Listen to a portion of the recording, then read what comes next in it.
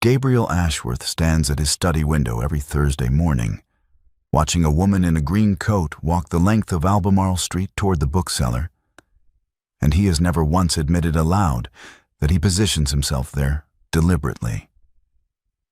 Vivienne knows he watches.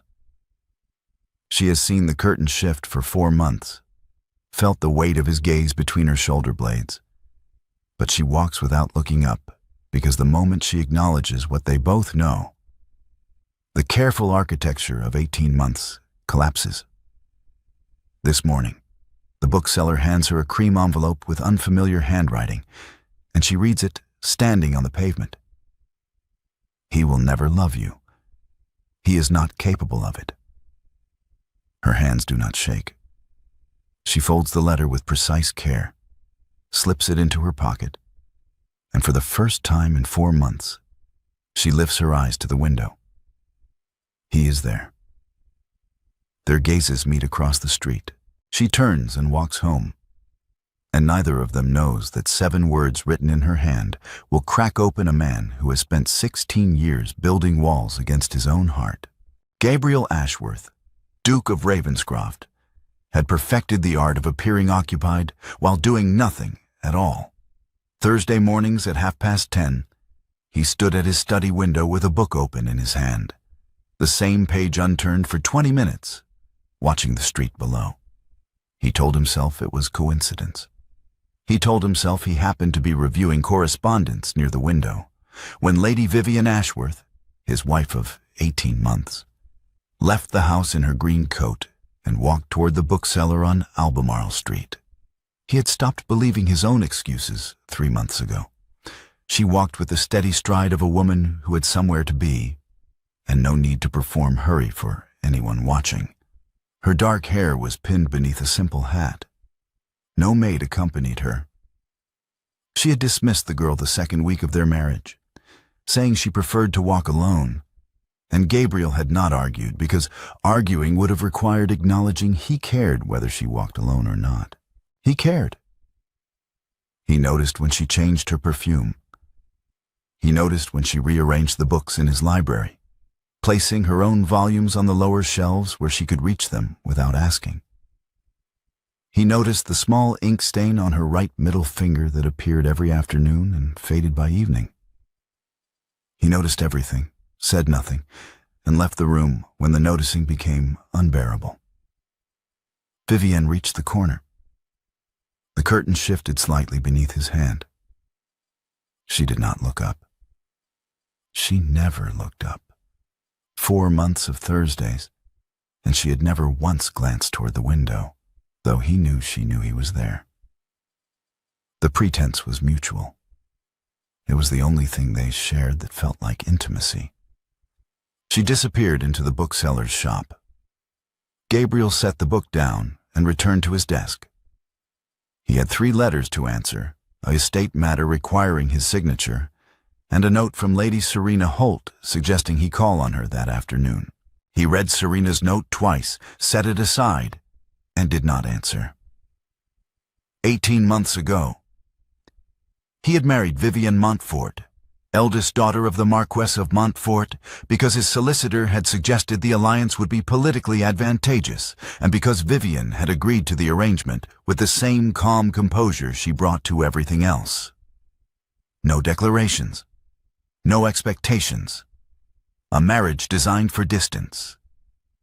He had expected indifference. What he had not expected was a woman who corrected his French without apology, who read in his library with her shoes tucked beneath her on the chair, who laughed at something in her book and did not stop laughing just because he entered the room. Warmth without demand, presence without performance. It was the most dangerous thing he had ever encountered. His father had loved his mother with a passion that dismantled her piece by piece. Flowers every morning, Italian sonnets read aloud at breakfast, then jealous rages over a smile given to another man at a ball. Silent punishments lasting days, rooms full of suffocating attention that left no air for anyone else to breathe. His mother had endured 23 years and called it love. Her last words, whispered to Gabriel when he was 17, He loved me, Gabriel. That was always the trouble. Gabriel had decided that day. If love looked like that, he would never permit himself to feel it. Serena was the architecture of that decision. Intelligent, beautiful, wanting nothing that cost anything. She had never asked about his childhood. She had never seen him afraid. She had never seen him at all, and that was exactly why he had kept her for 6 years. Until Vivienne walked into his library, sat in his chair, and made warmth look like the simplest thing in the world. Gabriel picked up his pen, set it down, stood and returned to the window. Vivienne emerged from the bookseller's shop. She held a small package in one hand. The other hand reached into her coat pocket and withdrew something. A letter. Cream envelope. She opened it standing on the pavement, read it without moving, and went completely still. Gabriel's chest tightened. She stood there for a full minute, the letter in her hand, her face unreadable from this distance. Then she folded the letter with slow precision, slipped it back into her pocket, and lifted her gaze. Directly to his window. Their eyes met across the width of Albemarle Street. She did not smile. She did not frown. She simply looked at him with the same steady composure she had brought to every interaction in 18 months, and he felt the ground shift beneath him. She turned and walked toward home. Gabriel stepped back from the window, his pulse doing something erratic and unfamiliar. He did not know what the letter said. He did not know who had sent it, but he knew, with the certainty of a man who had spent 4 months pretending not to watch his wife walk to a bookseller, that whatever had just happened was going to require him to stop pretending. Vivienne Ashworth sat at her writing desk in the morning room, with a cup of tea growing cold at her elbow and a cream envelope open before her. She had read the letter 3 times. The words had not changed. Your Grace, he will never love you. He is not capable of it. I have known him 7 years. You mistake his presence for affection. Do not wait for what will never come. Lady Serena Holt. Vivienne set the letter down and looked at her hands. They were steady. That was something. Her mother's hands had shaken the last year of her life, trembling over teacups and embroidery, the fine tremor of a woman whose nerves had been worn to nothing by years of being loved badly. Her father had adored her mother. Everyone said so. He wrote her poetry. He bought her jewels. He also treated her as furniture when guests were not present, a beautiful object to be admired and ignored in equal measure. Her mother had died of a wasting illness 3 years ago, but Vivienne believed she had died of being loved without being seen. On her deathbed, her mother had whispered, I loved him, Vivienne. I never stopped. I wish I had. Vivienne had never known whether her mother meant, I wish I had stopped loving him, or simply, I wish I had stopped. The ambiguity was the wound she carried. She had built composure as armor against the possibility that her mother's love had been the thing that killed her. She had accepted Gabriel's proposal because cold was safe. A political marriage. No declarations, no expectations. A man who would never love her badly because he would never love her at all. 18 months in, the calculus had failed. Gabriel was not indifferent. He was controlled. Indifferent men did not notice when their wives changed their perfume. Controlled men noticed, said nothing, and left the room as though the noticing had burned them. She had felt him watching her. She had seen the curtain move every Thursday for 4 months. She had walked without looking up because looking up would shatter the pretense, and the pretense was the only thing keeping her safe from the truth she did not want to name. She wanted him. Not the marriage, not the title, not the security, him. The man who mispronounced French and let her correct him without flinching. The man who left books on her chair in the library, volumes he thought she might like, never mentioned. The man who had once crossed a drawing room to stand beside her at a window for no reason she could name, and whose presence beside her had felt like the answer to a question she had not known she was asking. Lady Serena Holt had written this letter because she could feel him slipping away. Vivienne picked up her pen. She did not write a reply. She did not compose a defense. She wrote 7 words directly beneath Serena's elegant signature on the same piece of paper, folded the letter, sealed it, and rang for a footman.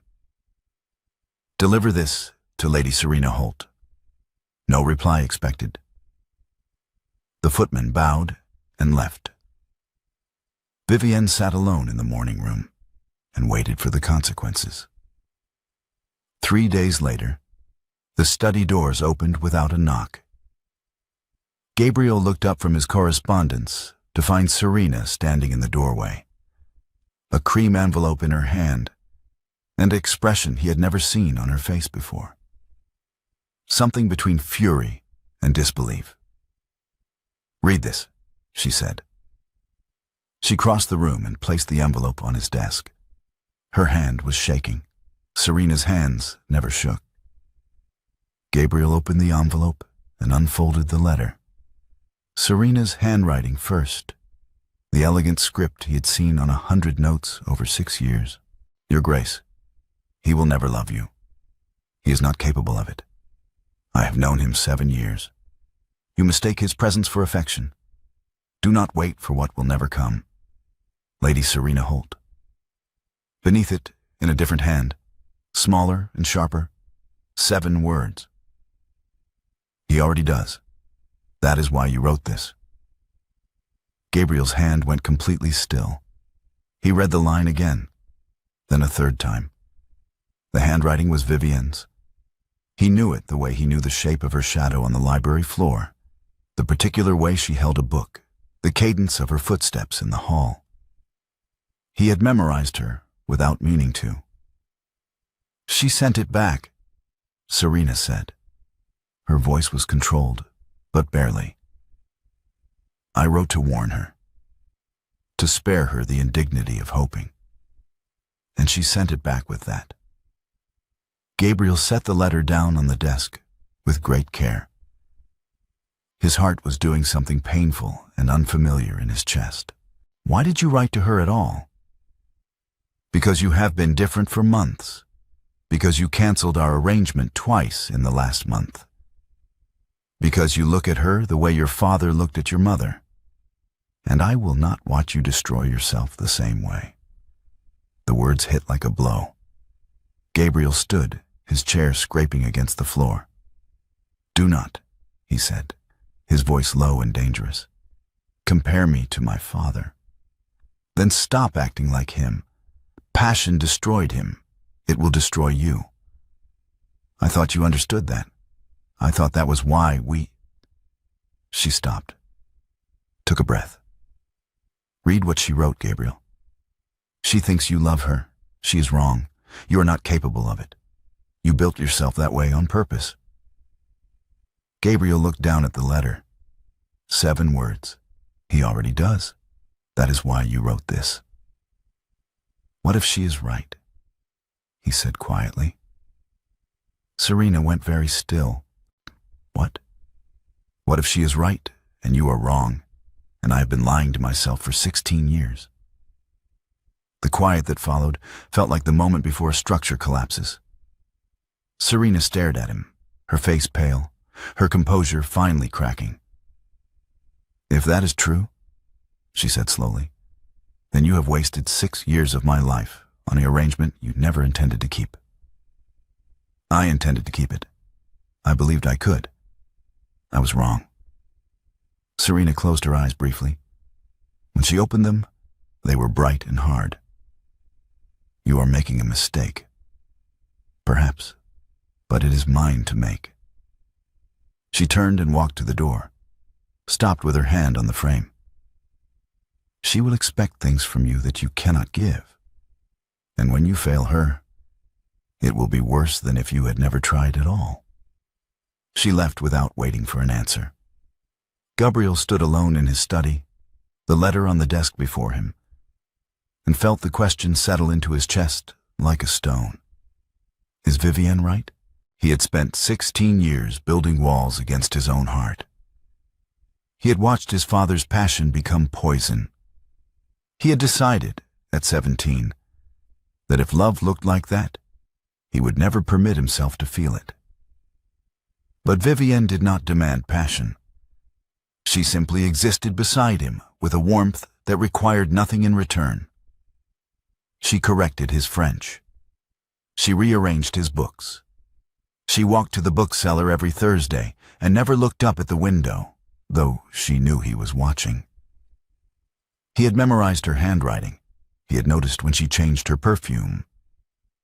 He stood at a window every Thursday morning with a book in his hand and did not turn a single page because watching her walk down Albemarle Street was the only thing in his life that felt like being alive.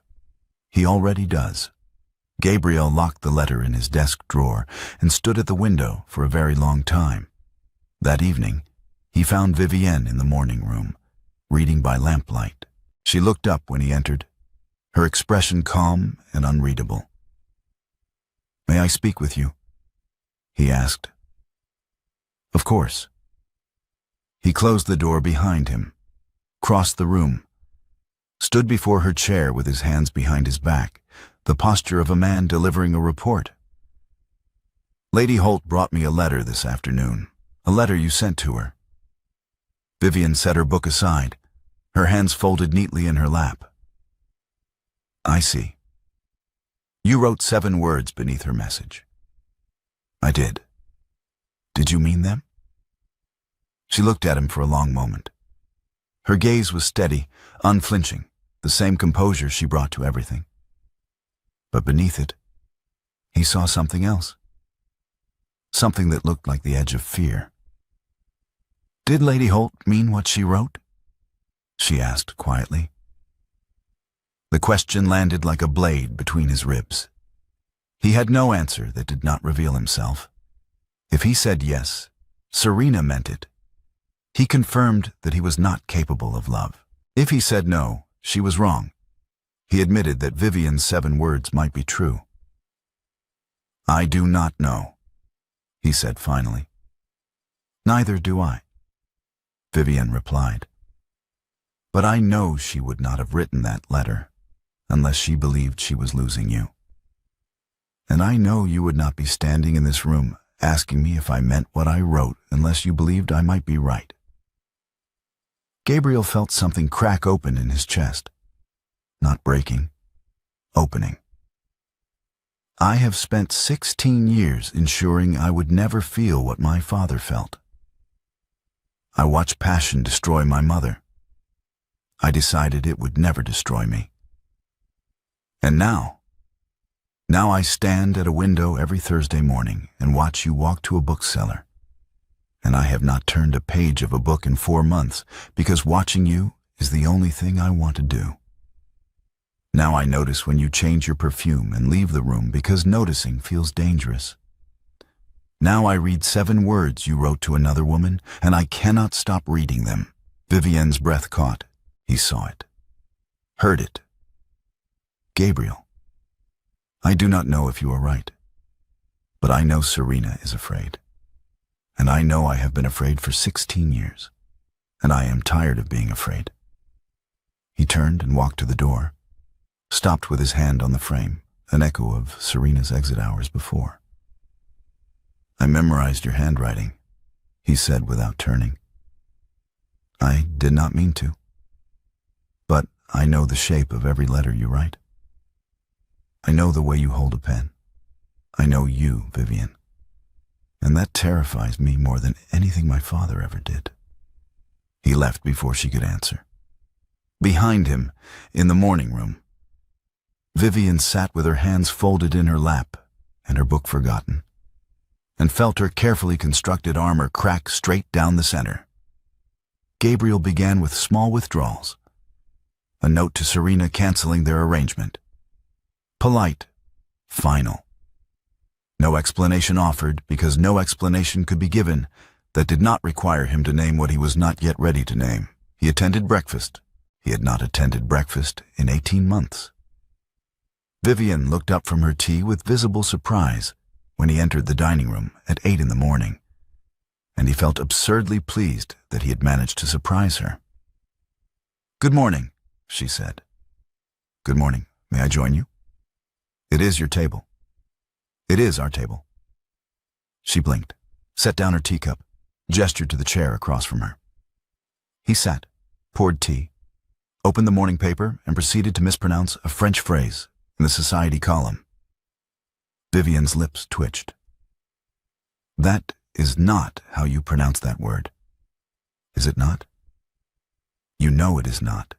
You have been speaking French since you were a child. Then perhaps I am simply testing whether you will correct me." "Why would you do that?" He lowered the paper and looked at her directly. "Because the first time you corrected my French, you treated me as a person who could be wrong about something and not be diminished by it. No one had done that since my mother died. I found it remarkable." Vivienne stared at him. Color rose in her cheeks. "You mispronounce on purpose." "Occasionally." "That is the most manipulative thing you have ever done." "Is it? I thought sending a letter back to my former mistress with a single devastating line was rather more manipulative." Her flush deepened, but she did not look away. "I meant what I wrote." "I know. That is why I am sitting at this table mispronouncing French and hoping you will correct me again." He returned to his paper. Vivienne returned to her tea. Neither spoke for the rest of the meal.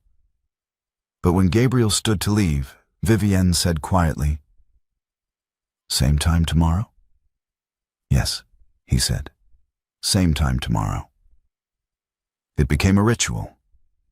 Breakfast at 8. Tea and mispronounced French and the slow, careful construction of something neither of them had names for yet. Mrs. Calloway, the housekeeper who had served Gabriel's mother for 20 years, watched from the doorway one morning and allowed herself a small, private smile. Later that day, she found Vivienne in the library and set a fresh pot of tea on the side table without being asked. "Forgive the intrusion, Your Grace. I thought you might like something warm." "Thank you, Mrs. Calloway."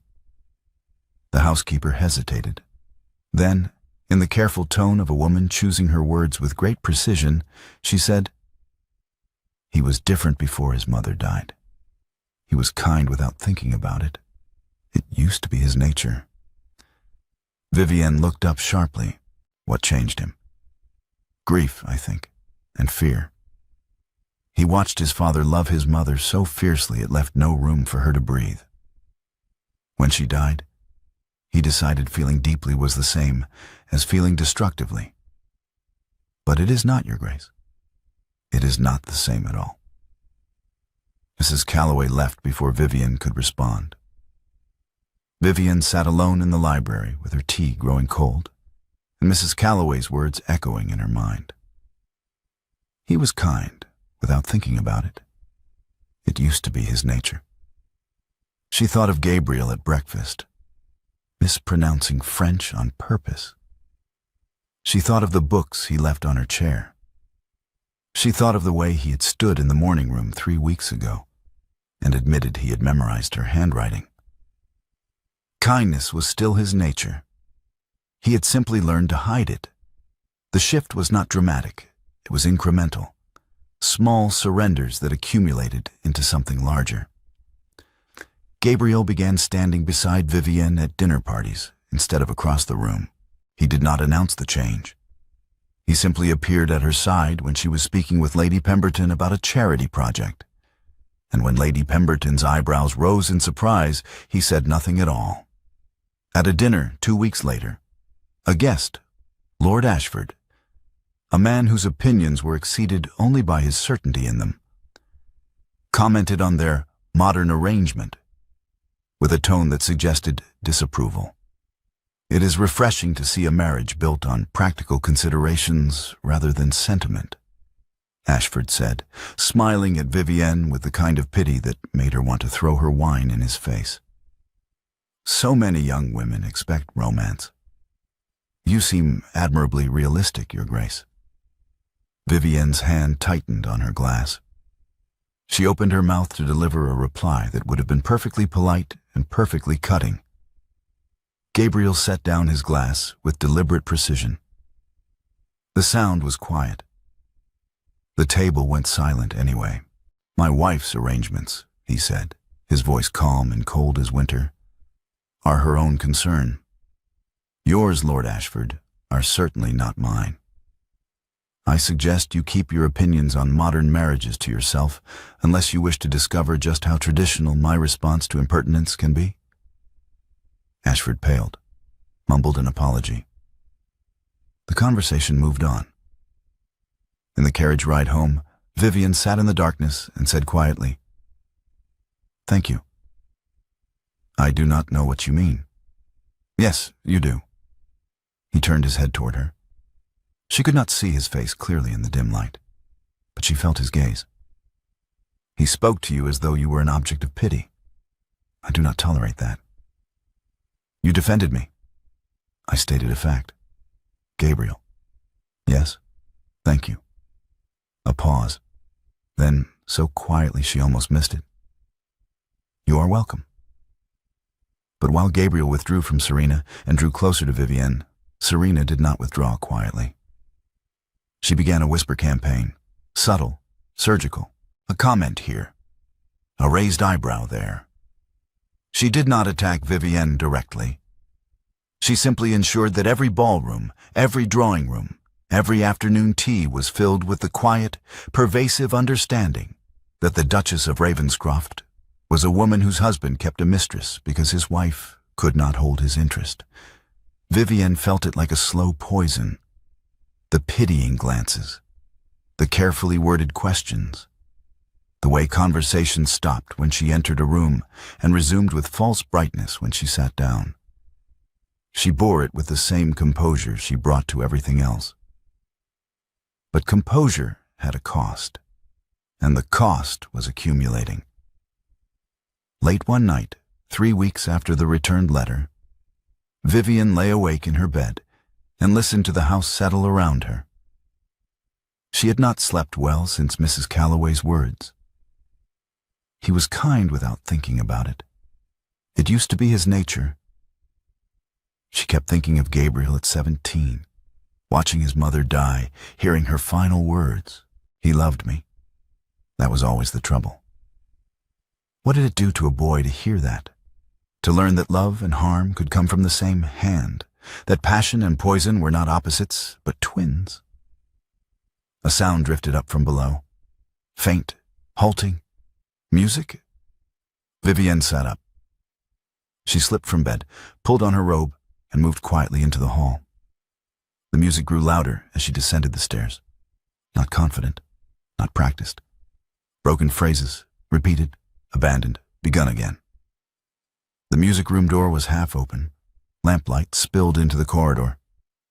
Vivienne stopped in the doorway and looked inside.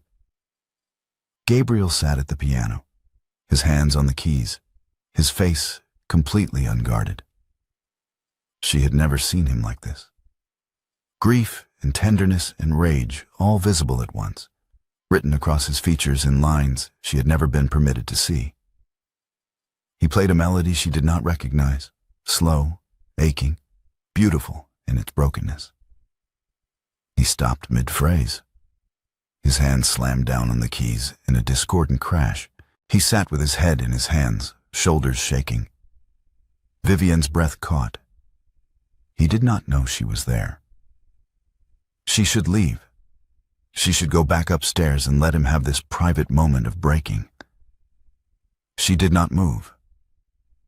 He lifted his head, stared at the keys, placed his hands on them again, gently this time, and played the same phrase. It fell apart halfway through. He closed the lid with careful precision, as though closing it gently could undo the violence of the moment before. Vivienne stepped back into the shadows and returned to her room. The next morning, she found Mrs. Calloway in the hall. "Does the Duke play piano?" she asked. Mrs. Calloway's expression shifted, something sad and knowing. His mother played every evening, the same piece. He has not touched the piano since she died. If he played last night? She trailed off. "Something has changed in him, Your Grace." Vivienne thought of Gabriel's hands on the keys, the grief on his face, the melody he could not finish. That afternoon, she found him in the library, standing at the window with his hands gripping the edge of the desk. His knuckles were white. She closed the door behind her. "I heard you play last night," she said. He went completely still. "I stood in the doorway and watched you break. You did not know I was there." He did not turn. "You should not have watched." "Perhaps not. But I did. And now I know." "Know what?" She crossed the room and stood beside him, not touching, just present. "You have spent 16 years punishing yourself for your father's sin and calling it wisdom. You watched him love your mother so fiercely it destroyed her. And you decided the only way to avoid becoming him was to feel nothing at all. But you do feel, Gabriel. You feel so deeply it terrifies you. That is why you played her piece last night. That is why you could not finish it.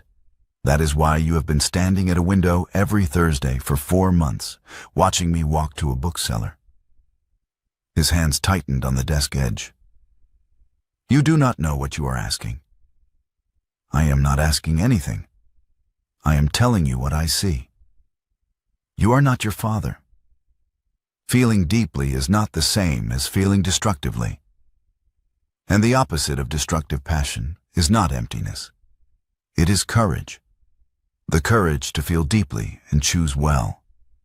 Your father could not do that, but you are not him." Gabriel turned. His face was raw, stripped of every defense. "What if you are wrong? What if I try, and I fail, and I become exactly what I have spent 16 years trying to avoid? Then we will face it together. But I do not believe you will fail. Because you have already been choosing well for weeks. You defended me at dinner. You sit at breakfast and mispronounce French because you want to hear me correct you. You memorized my handwriting. Those are not the actions of a man who is empty. They are the actions of a man who is learning how to let himself feel without being afraid of what he feels." His breath shuddered. "I kept Serena because she was safe. She never asked me to be anything I was not. You are not safe, Vivienne. You asked me to be whole. I do not know if I remember how." "Then learn. I will wait." "You should not have to wait. I am not waiting for you to become someone else. I am waiting for you to stop pretending you are someone you are not." He stared at her. Then, slowly, he reached out and took her hand. His palm was warm. His fingers trembled. "I do not know how to do this." "Neither do I. But we can learn together." He nodded, did not let go of her hand. They stood together in the library, hands joined, the afternoon light slanting through the front of the window, and something that had been locked for 16 years opened and let the light in. The cost of Vivienne's 7 words arrived in full at Lady Pemberton's dinner party. Serena's whisper campaign had done its work. The room was full of pitying glances and carefully neutral expressions. Vivienne walked in on Gabriel's arm and felt the weight of 100 unspoken judgments. She bore it. She smiled. She spoke with Lady Pemberton about the charity project. She accepted a glass of champagne from a footman and did not let her hand shake. Gabriel stood beside her. He did not leave her side once. During dinner, Lord Ashford, apparently incapable of learning from past mistakes, leaned across the table and said to Vivienne with false sympathy, You bear your situation with admirable grace, your grace. Not every woman could manage such composure. Vivienne set down her fork with great care. I am not certain what situation you refer to, Lord Ashford. Only that modern marriages require modern attitudes. Some women might find such arrangements difficult. You seem to have adapted admirably. Gabriel's hand tightened on his knife. Vivienne placed her hand over his wrist beneath the table. A gentle pressure. Wait. I find, she said clearly, that the only difficult aspect of marriage is navigating social occasions where other people presume to understand arrangements they know nothing about. But I appreciate your concern. Ashford blinked. The table fell silent. Lady Pemberton, bless her, laughed. Well said, Your Grace. Lord Ashford, perhaps you might direct your concern toward your own affairs. I understand your estate manager has been asking after you for weeks. The conversation shifted. Vivienne released Gabriel's wrist. He turned his hand beneath hers and laced their fingers together under the table. Held on. In the carriage ride home, Vivienne sat in the darkness and felt the composure she had held all evening begin to crack. Her hands started shaking. She folded them tightly in her lap and stared out the window. Gabriel reached across the seat and took her hand. His thumb drew a slow circle on her wrist. Once. Twice. A steady rhythm that said, I am here without requiring words. Vivienne closed her eyes and leaned her head against the carriage wall. The trembling eased. The tightness in her chest loosened. He did not release her hand until the carriage stopped in front of their house. Inside, in the dim hallway, he said quietly, You should not have to endure that. Neither should you. I am accustomed to it. That does not make it acceptable. He looked at her for a long moment. Then he lifted her hand and pressed his mouth to her knuckles. A brief touch, warm, deliberate. Thank you, he said. For what? For stopping me from stabbing Lord Ashford with a dinner knife. It would have been terribly inconvenient. She laughed. The sound surprised her. He smiled, a real smile, unguarded and warm. There, he said softly. I have been trying to make you laugh for weeks. You mispronounce French to make me correct you. You leave books on my chair, and now you threaten dinner guests on my behalf.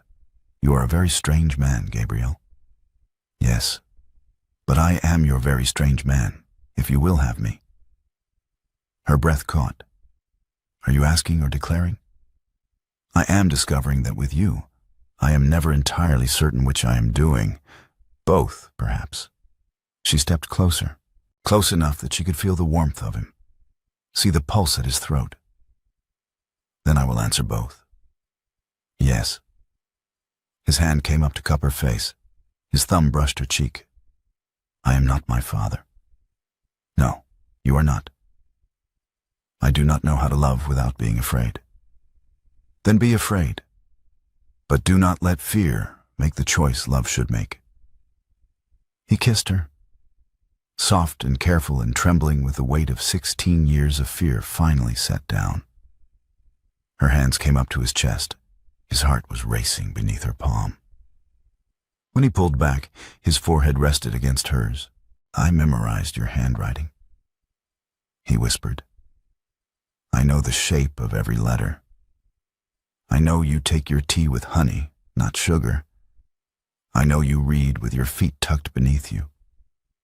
I know the sound of your footsteps in the hall.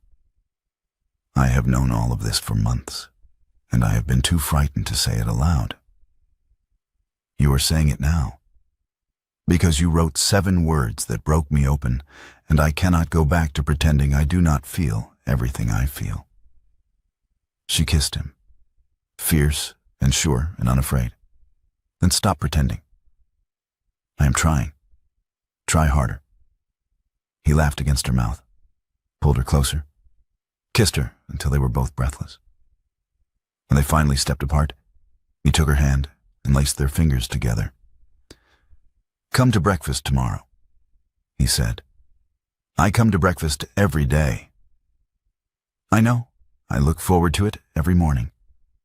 I wanted you to know that." She smiled, squeezed his hand. "Same time tomorrow." "Yes, same time tomorrow." The next morning, Gabriel told her everything.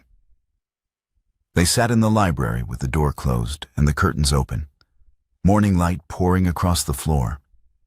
He told her about his father's passionate devotion that became jealous rages, about his mother's 23 years of endurance, about flowers and sonnets and silent punishments, about standing beside his mother's deathbed at 17 and hearing her say, "He loved me, Gabriel." That was always the trouble. "I decided that day," he said quietly, "that if love looked like that, I would never permit myself to feel it." Serena was the architecture of that decision. Intelligent, beautiful, wanting nothing that cost anything. She never asked about my childhood. She never asked why I flinched when someone raised their voice. She never saw me afraid. She never saw me at all. And that was exactly why I kept her for 6 years. "And then?" Vivienne asked gently. "And then you walked into my library, sat in my chair, and corrected my French without apology. You laughed at something in your book and did not stop laughing when I entered the room. You were warm without demanding warmth in return. You simply existed beside me, and it was the most terrifying thing I had ever encountered." "Why terrifying?" "Because I wanted it. I wanted you. Not the arrangement, not the alliance, you. And wanting felt like the first step toward becoming my father." Vivienne reached across the space between them and took his hand. "Your father's love was genuine, and his harm was genuine. Not contradictions, Gabriel. The same force misdirected. He loved deeply and chose badly. You are learning to love deeply and choose well. That is the difference. What if I fail? Then we will face it, and we will choose again. But you will not fail. Because you have been choosing well for weeks. You left Serena. You defended me. You sit at breakfast and mispronounce French because you want to hear my voice. You memorized my handwriting. Those are not the actions of a man who is failing. They are the actions of a man who is learning how to be whole." His hand tightened on hers. "I do not deserve you. You do not get to decide that. I do. And I have decided you are worth fighting for. Even when the fight costs you. Serena's campaign is her attempt to hold on to something she's already lost. Let her whisper. Let them pity me. I do not care what they think. I care what you choose. I choose you. I have been choosing you for months without admitting it. Then admit it now, out loud, so we both know." He stood, pulled her to her feet, held both her hands in his. "I choose you, Vivienne. I choose warmth over emptiness. I choose courage over fear. I choose learning how to love well over refusing to love at all. I choose you." She kissed him, long and deep and sure. "Then that is settled." "Is it?" "Yes. Now we simply have to show the rest of the world." "How do we do that?" She smiled. "We go to Lady Pemberton's ball next week, together, and we stop pretending." Lady Pemberton's ball was the event of the season. Every notable family in London attended, including Lady Serena Holt.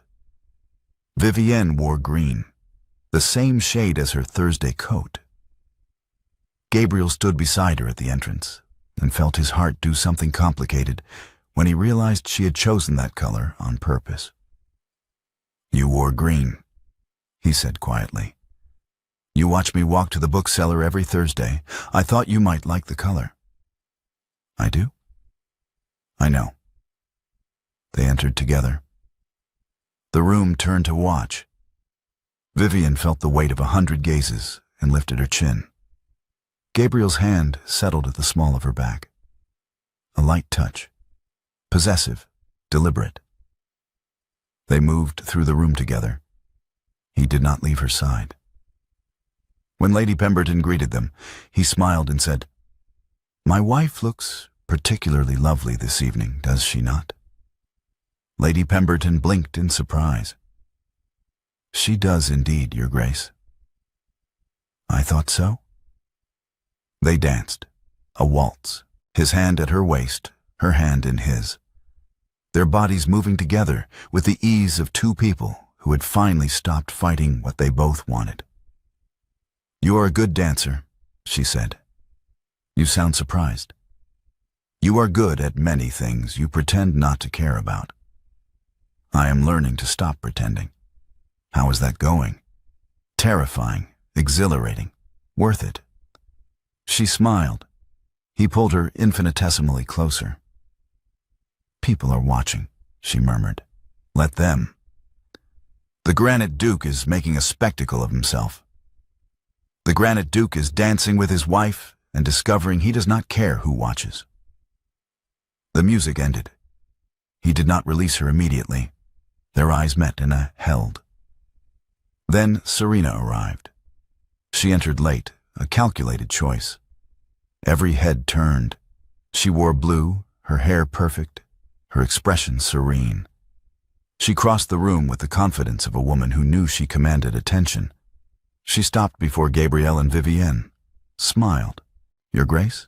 she said to Gabriel, her hand extended. "How lovely to see you." Gabriel looked at her hand, did not take it.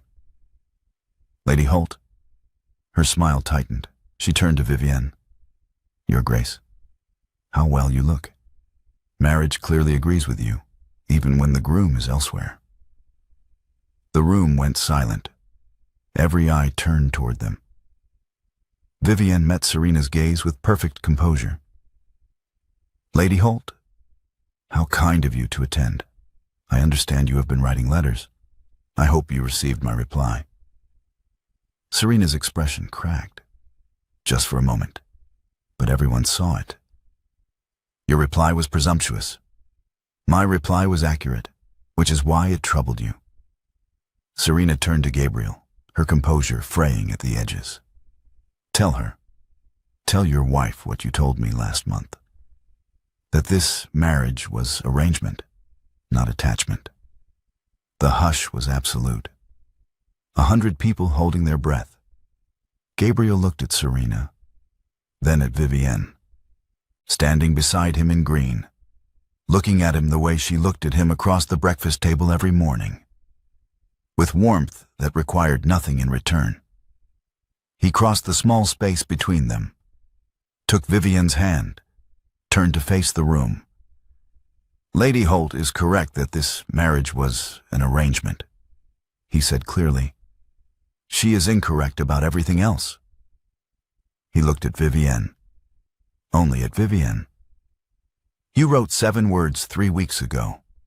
I have read them every morning since. You were right. A man who does not love his wife does not memorize her handwriting, does not notice when she changes her perfume, does not stand at his study window for an hour every Thursday watching her walk to a bookseller, because watching her is the only thing in his life that feels like being alive." Vivienne's eyes filled. "I have been performing control for 16 years because I believed feeling deeply was dangerous. You have spent 18 months proving, without once demanding proof in return, that feeling deeply is not the same as feeling destructively. I am not my father. You showed me that." He turned to Serena, not with cruelty, with exhausted honesty. "I am sorry. What I offered was not partnership. It was avoidance. You deserved better. But I cannot give you what I do not have, and I do not have anything left to give anyone but her." Serena lifted her chin. Her hands were shaking, but her voice was steady. "You have made a spectacle of yourself, Ravenscroft." "Yes. For the first time in 16 years. I recommend it." She turned and walked toward the door. Her exit was proud, dignified, final. The room exhaled. Gabriel turned back to Vivienne. She was crying, silently, tears streaming down her face, smiling. "You memorized my handwriting," she whispered. "I memorized everything. I was simply too frightened to say so." She set down her champagne glass on a passing tray, took both his hands. "Then come home, Gabriel. I am. That is what this is." He kissed her. In the middle of Lady Pemberton's ballroom, before 100 witnesses, the Granite Duke kissed his wife and stopped pretending he did not love her. The room erupted in whispers. Neither of them heard. They left the ball early, walked out into the cool night air, and climbed into their carriage without speaking. Inside, in the darkness, Vivienne turned to him. "You told 100 people you memorized my handwriting. It felt remarkably efficient. You are shaking." Some structural instability is expected when one dismantles 16 years of architecture in a single evening. She took his hand, the hand that had locked the letter in his desk drawer, the hand that had held Serena's champagne glass, the hand that had controlled everything for 16 years. She opened it, palm up, pressed her mouth to his open palm, soft, warm, deliberate, then folded his fingers closed over the kiss. "Keep that." He stared at his closed fist, then at her. He pulled her toward him by the closed hand, kissed her fierce and deep and unafraid. The carriage wall against her back, her hands in his hair, his pulse hammering against hers. When they broke apart, both breathless, he pressed his forehead to hers. "I love you," he said. "I have loved you for months. I was simply too much of a coward to say it. You are saying it now. I am saying it now, and I will say it tomorrow, and I will say it every day until you believe me. I believe you. Good, because I have no intention of stopping." She laughed, kissed him again. The carriage rolled through the London streets, carrying them home. Months later, Vivienne found a cream envelope in Gabriel's desk drawer. She had been looking for a book he had borrowed and not returned. Instead, she found the letter. She found Serena's elegant script, her own sharp reply beneath it. She unfolded it, read both messages, then picked up a pen and wrote a third line beneath her 7 words. "And so do I." She left it open on his desk. That evening, Gabriel found it. 3 women's handwriting on 1 page. A warning, a claim, an answer. The letter that had begun as an attack had become a love letter written by 2 people who had never intended to write one. He folded it carefully and placed it back in the drawer. Morning. The Ravenscroft townhouse. Breakfast at 8.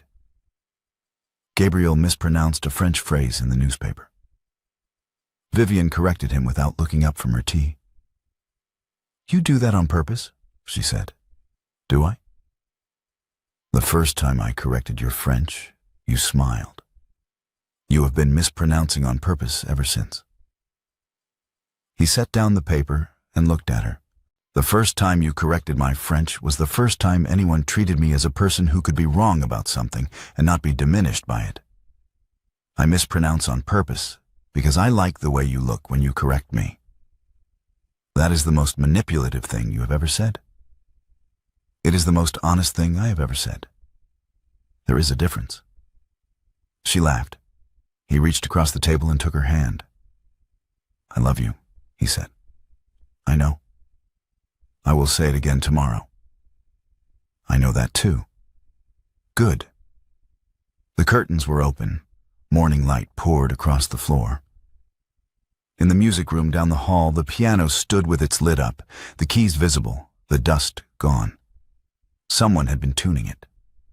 On the breakfast table, 2 cups of tea, 2 plates, Two people who had spent 18 months in careful distance and had finally learned that the opposite of destructive passion was not emptiness. It was this. Breakfast at 8. Mispronounced French. Hands joined across the table. It was courage. The courage to feel deeply and choose well. It was love. The kind that did not destroy. The kind that built. Gabriel squeezed her hand. Vivienne squeezed back. Outside, the city woke. Inside, the Duke and Duchess of Ravenscroft sat together in morning light and discovered that home was not a place. It was this. It had always been this, and it was enough.